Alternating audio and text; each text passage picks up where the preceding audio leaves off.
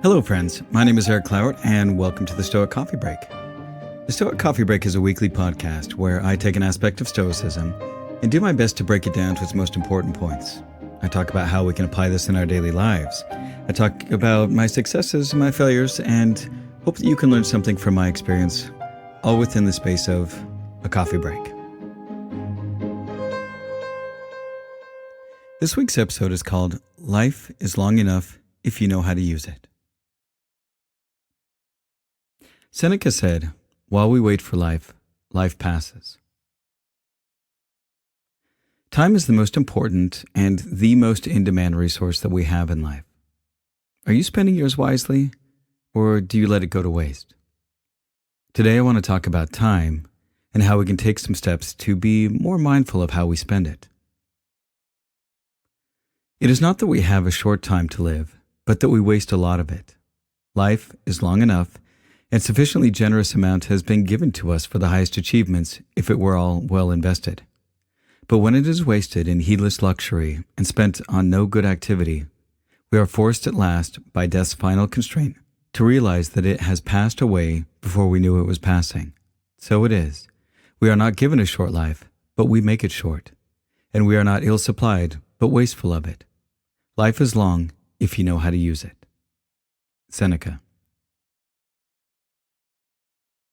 The most finite resource that each of us has is our time. We can make more money, we can build more buildings, there's all the kinds of things that we can make. But making more time is not something that any of us can do. We only have a finite number of hours in our lives, and we don't even know how many we truly have, which is all the more reason why we should work on spending our time more wisely. Were all the geniuses of history to focus on this single theme, they could never fully express their bafflement at the darkness of the human mind. No person would give up even an inch of their estate, and the slightest dispute with a neighbor can mean hell to pay. Yet we easily let others encroach on our lives. Worse, we often pave the way for those who will take it over. No person hands out their money to passerbys, but to how many do each of us hand out our lives? We're tight-fisted with property and money, yet think too little of wasting time, the one thing about which we should all be the toughest misers. Seneca, on the shortness of life. First, I want to talk about wasting time. What are the time suckers in your life? How much time do you spend on social media? How much time do you spend watching Netflix on a given night? Now, none of these things are bad in and of themselves. I enjoy good movies and music and art because those are the things that I enjoy in this life, that bring pleasure to this life. To me, I see it as part of making a good life. And life doesn't have to be serious and all about work all the time. But we need to be thoughtful about how we spend our time, just as we should be thoughtful about how we spend our money. For example, I limit my time on Facebook since it is such an easy rabbit hole to fall into. In the past, I've found that I could waste hours just by scrolling and trying to stay up on everybody's posts. So I limit myself to about 15 to 20 minutes a day to catch up with friends and see what's happening in their lives. When I was in college, I once saw a talk that was given by Michael Medved. He came and visited us at Westminster. And while I don't see eye to eye with him on a lot of things, he said some things that really struck me and that I thought were really important. He talked about how, at this time, the average American watched 28 hours of TV a week. And this was long before Facebook was ever dreamed of, before we had Netflix. But this was back when we just had TV and cable TV. And he talked about the fact that it's not that there wasn't enough quality media, because there's plenty of really good material. It's just that we lose a lot of our lives if we're immersed that much into TV. We miss family connections. We miss out on living our own lives when we live by proxy of just watching someone else's life, real or fictional. I want to talk a little bit about intentionality. And I want you to take a second and I want you to ask yourself, what do I want to accomplish in my life? Do you know what that is? When you know that, every choice that you make then becomes a simple question. Does this get me closer to the vision of my life? When you have a clear filter of what you want, it really makes it easier to make decisions. Be aware, though, that once you know your purpose, there will be times when you have to pass up on opportunities that seem like they'd be a lot more fun, but ultimately don't help you fulfill the vision of and purpose of your life. But to be sure, it doesn't need to be all about work and achieving your vision.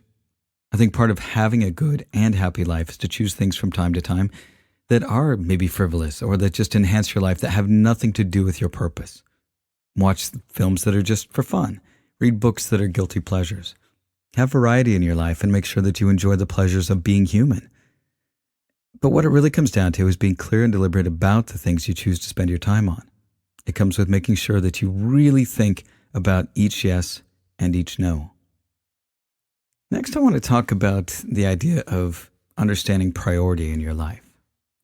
So, multitasking is something that we really can't do as humans, and yet we continue to think that we can do more than one thing at a time.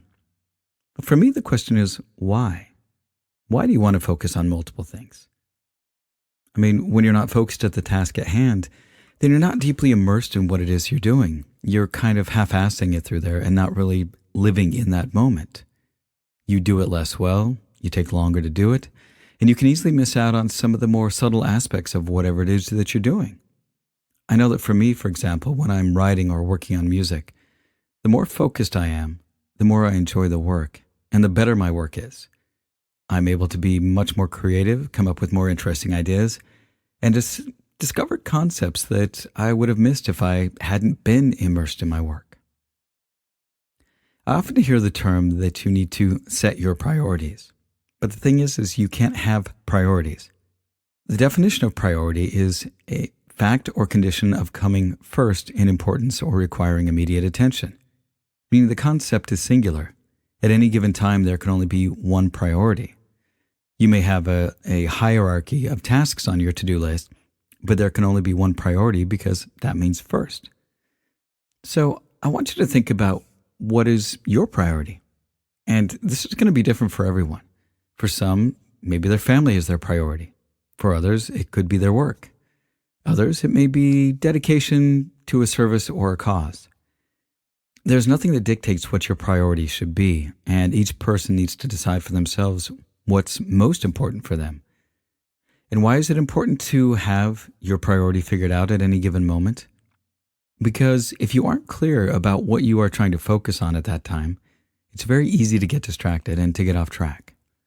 If you don't have a clear vision of where you want to go, then you're going to end up exactly where you aim, which is nowhere. And the thing is, like I said, it's going to vary for each person.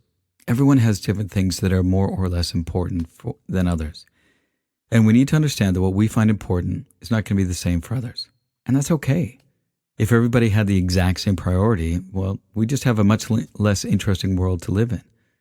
Understanding what your priority is at any given moment can help guide you in focusing on the things that are most rewarding.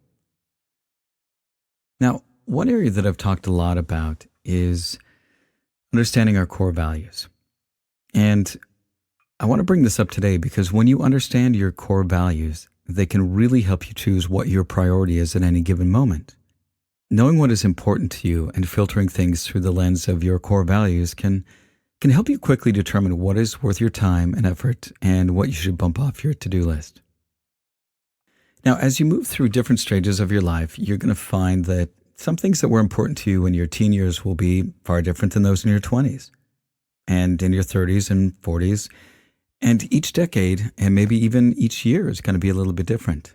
Those things that seemed important to you in your 20s will change dramatically in your 30s. In every stage of your life, you're going to be learning new things. You'll have different responsibilities and different things competing for your time. You'll find that some things that you thought were so important when you were in college just seem ridiculous and trivial when you look back on them years later. As we learn and grow as people, we're always going to be changing. Now, when we don't know what we want to achieve in our lives, we can easily fall into a space of indecision. We can get stuck on trying to find the right path. And often we find ourselves with many interesting choices and we're unsure of which way to go. I mean, I've often struggled with deciding where to focus my time outside of work.